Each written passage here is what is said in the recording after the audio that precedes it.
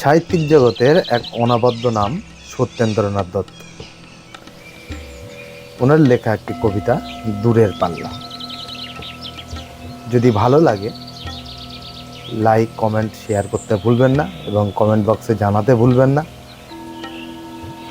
এই ধরনের কবিতা আবৃত্তি করে আবারও শোনাব। বিশেষ করে এটি একটি শৈশব কৈশোরদের বাচ্চাদের একটি কবিতা। কবিতার নাম দূরের পাল্লা। ছিপখান তিন দাঁড়, তিনজন মাল্লা, চৌপর দিনভর দেয় দূরপাল্লা।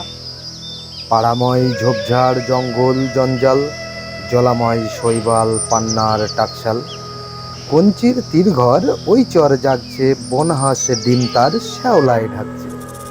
চুপ চুপ ওই ডুব দেয় পানকৌড়ি, দেয় ডুব টুপ টুপ ঘমটার বউটি। ঝকঝক কলসির বক বক শোনো গো, ঘমটার ফাঁক বয় মন উন্মন গো।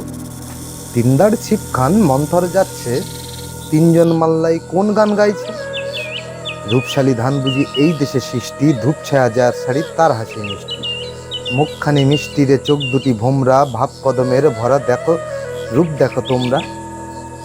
ময়না মতির জুটি নাম ওই টগরি, ওর পায়ে ঢেউ ভেঙে জল হলো গোঘরি।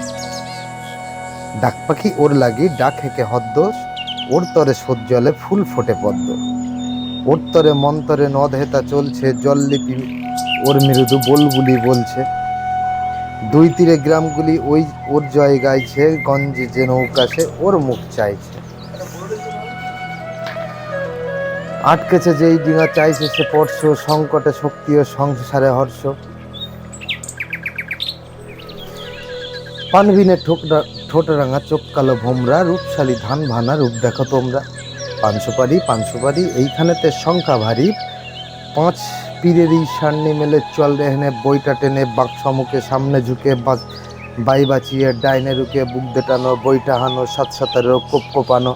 হাড় বেরুনো খেজুরগুলো ডাইনি যেন ঝামর চুলো, নাস্তা ছিল সন্ধ্যা ঘামের লোক দেখে কি থমকে গেল।